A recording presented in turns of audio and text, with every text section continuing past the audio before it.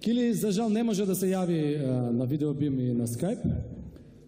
Ние ќе го поздравиме од тука, а следната награда за најпопуларна веб страница на годината 2014 ќе ја доделам јас. Верувам дека вие многу добро ја знаете, веќе не знаете што читате, што е вистина и што не е вистина. Најпопуларна веб страница Коза Ностра.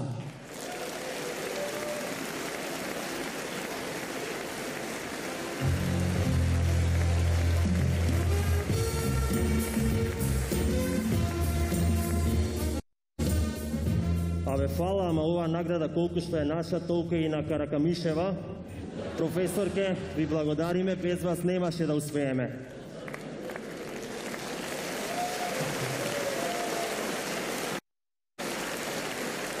Почитувани граѓани, ве молам за внимание, ќе се обрати председателот на Коза Ностра.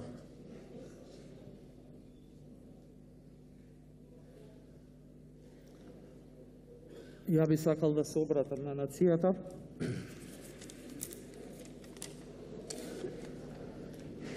И би сакал да соопштам една голема уцена.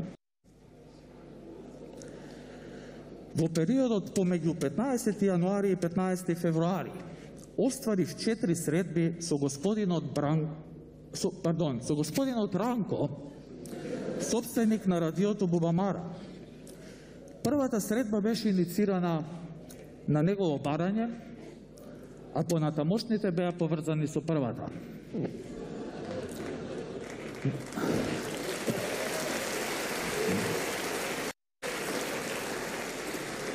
На овие средби господинот Ранко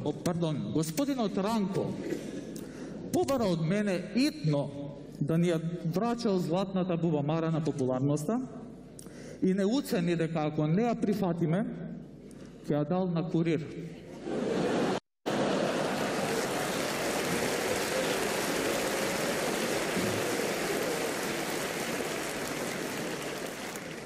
При тоа, ме информираше дека соработува со одреден странски разузнавач од Еквадор, Кили, од кого имал снимки и кој се закани дека ќе ги објавил и отворено ми призна дека е помогнат и од домашни зевзеци и други предавници.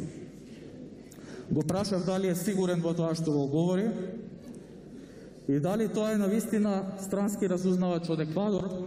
Добив потврдни одговори.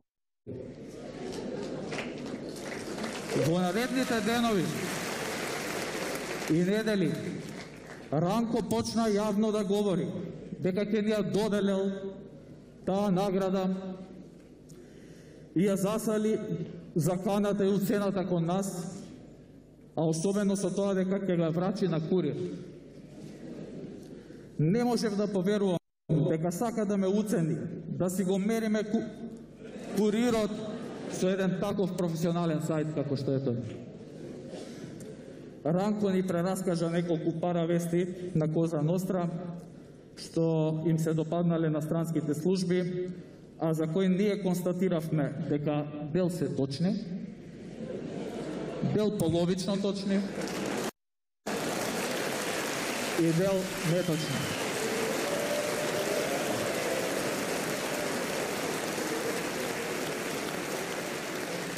Сепак, фактот дека дел од нив беа точни, укажуваше на сериозноста на намерите да ни биде доделена оваа награда.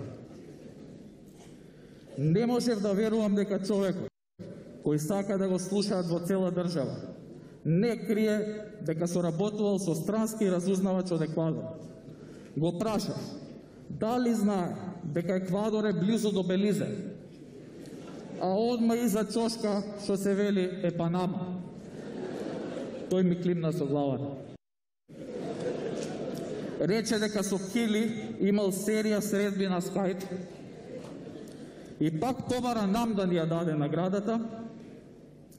За сето ова што го говорам, постојат цврсти и непобитни докази и ќе бидат објавени на YouTube.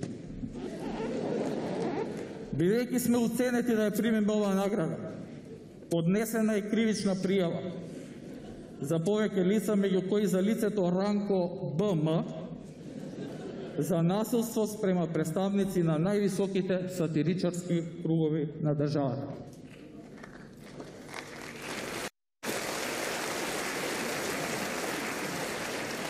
Може би многумина ќе речат требаше ич курир да не ви чуе. Но има некои работи кои ниту еден совесен човек